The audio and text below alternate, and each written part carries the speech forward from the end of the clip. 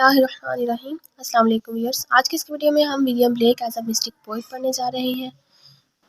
इसको स्टार्ट कर लेते हैं क्वेश्चन को। William Blake is considered to be a mystic poet and seminal figure in the history of poetry of the romantic age। William Blake जो है उसको consider किया जाता है एक मिस्टिक पोइट और important figure history of poetry में of romantic as.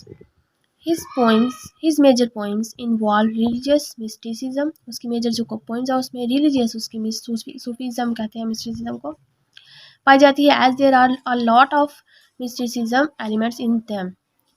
इनमें बहुत ज़्यादा एलिमेंट्स पाए जाते हैं। इन हिज अक्लेम्ड कलेक्शन उसकी जो कलेक्शन है of poetry like songs of innocence and of experience. He has flaunted his spiritual और मिस्टिक क्वालिटीज़। उसने अपनी स्पिरिचुअल और मिस्टिक क्वालिटीज़ को शो किया है।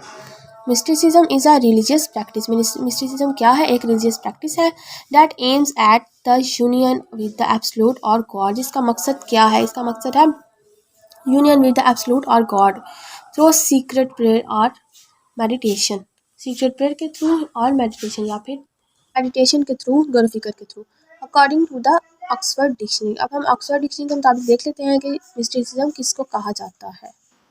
The term mysticism means a person. वो टर्म मिस्टिसिज्म जो इसका मतलब है एक शख्स who tries to become united with God, जो कि चाहता है, कोशिश करता है इकट्ठे होने की गॉड के साथ थ्रू प्रेयर एंड मेडिटेशन, दुआओं के थ्रू, अपनी क्या कह लें इबादतों के थ्रू और गौर फिक्र के through. And so understand important things, और फिर वो इम्पॉर्टेंट जो थिंग्स है वो अंडरस्टैंड करता है that are beyond normal human understanding, जो कि नॉर्मल ह्यूमन अंडरस्टैंडिंग के बियॉन्ड होती हैं। हम लोग नॉर्मल पीपल उस चीज़ को समझ नहीं सकते जो कि एक मिस्टिक पोइट बात कर जाता है।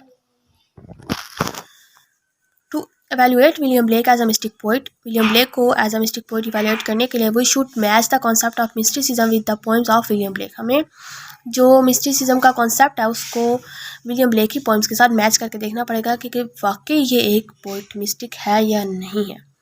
Here is the analysis of songs of innocence and of experience which is as follows। अब हम इसके जो दो सॉन्ग्स की कलेक्शन है सॉन्ग्स ऑफ इनोसेंस और एक्सपीरियंस, इनमें देख लेते हैं इसकी पोइम्स के इसमें मिस्टिक एलिमेंट पाया जाता है या नहीं। The very first and foremost poem of songs of innocence publish in 1789 is introduction. इसके जो पोइम है इसका नाम है introduction. In which a very mistake concept is found, जिसमें कि बहुत ही इंपॉर्टेंट मिस्टिक कॉन्सेप्ट जो है सूफीज़म का कॉन्सेप्ट वो पाया जाता है। When the poet talks about a child, जब पोइट जो है वो एक चाइल्ड के बारे में बात करता है। ऑन अ क्लाउड आई सा अ चाइल्ड, कहता है कि क्लाउड में मैंने एक बच्चा देखा। And he laughing said to me, वो हंसते हुए मुझे कह रहा था pipe a song about a lamp, कि एक लैम्प के बारे में सॉन्ग कंपोज करो या गाओ।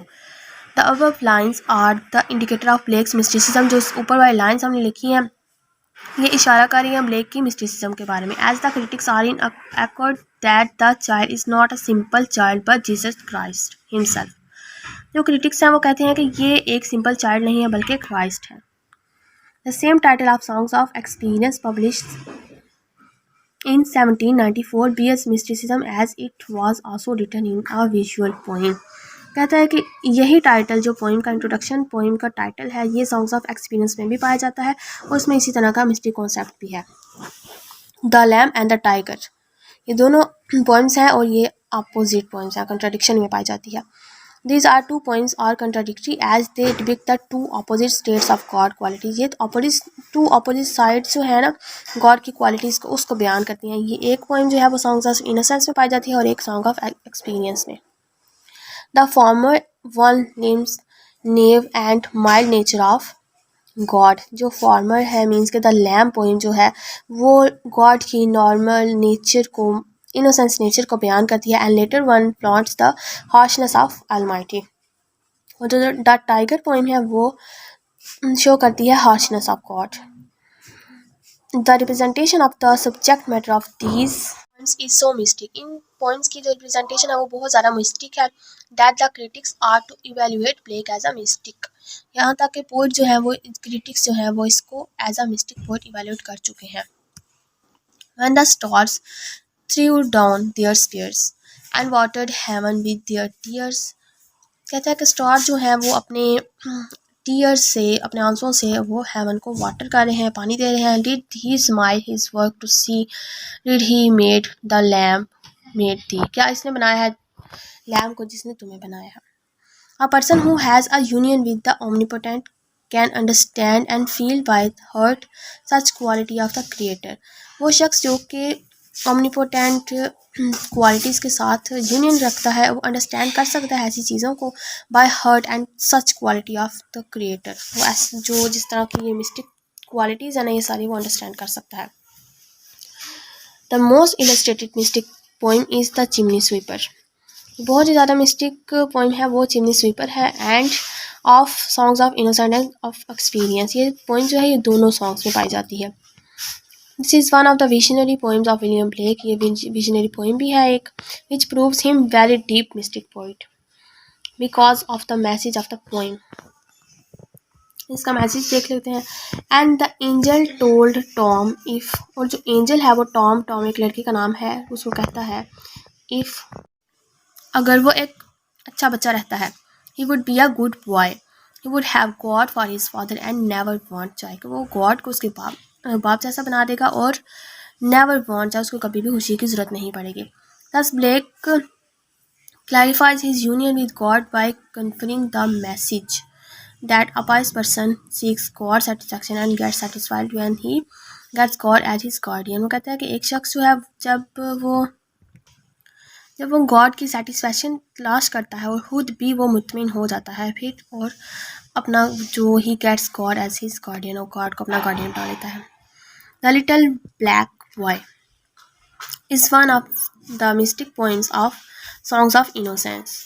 This is basically a poem of consolation for the people of the world. ये पोइम जो है वो एक कंसोल करने के लिए है, तसल्ली देने के लिए पोइम है उन लोगों के लिए who are deprived of materialistic facilities, जो कि दुनिया की मटीरियलिस्टिक जो सहूलतें हैं उनसे महरूम हैं. That is why the poem as the poet asserts that children will one day gather around God's golden tent.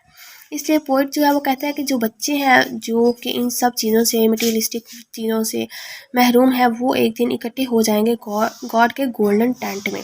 And will rejoice like lamp come out from the Grove my love and care and round my golden tent like lamps rejoice. और मेरे जो golden tent है उसके इर्द गिर्द आ जाओ जैसे कि लैम्प जो है, बकरे जो है, सारे भेड़ वो इकट्ठे हो जाते हैं. Basically almost all of the points of Blake bear the concept of mysticism. The most illustrative poems of songs of innocence and experience, which are pregnant with mystic elements, are The Divine Image, The Little Boy Lost, The Little Boy Found, The Little Girl Lost, The Little Girl Found, The Infant Joy, etc. ये तमाम poems जो है इनमें ज़्यादातर mystic elements पाए जाते हैं. In a nutshell, it can be said that Blake is a luminary figure in the history of English poetry for his mystic and symbolic qualities. ये कहा जा सकता है कि ब्लेक जो है वो बहुत ही इम्पॉर्टेंट और सेमिनल फिगर है history of poetry, English poetry में. किस वजह से? अपनी मिस्टिसिज्म की वजह से, सूफीज़म की वजह से और सिम्बॉलिक क्वालिटीज़ की वजह से. His prophecy proves him a pious one because he is the first one in English literature, क्योंकि ये एक पहला आदमी है इंग्लिश लिटरेचर में who satires the authority in support of common people, जिसने कि सटायर किया है उस अथॉरिटी को जो कि कॉमन पीपल के सपोर्ट में थी. इस तरह ये हमारा क्वेश्चन कंप्लीट हो गया है. अगर आप इसको इसी तरह लिख लेते हैं तो आपको बहुत ही अच्छे मार्क्स मिल जाएंगे. इसको अच्छे से समझ लें. इसमें जिस तरह से एग्जांपल्स दी गई हैं उसकी पोइम से लेकर बहुत ही इफेक्टिव ये आपका पेपर बन जाएगा इसकी वजह से. और अगर आपको ये वीडियो अच्छी लगे तो इसको लाइक और सब्सक्राइब जरूर कीजिएगा और बेल आइकन को प्रेस करना मत भूलिएगा ताकि हर आने वाली वीडियो का लिंक आपको बाकायदगी से मिलता रहे.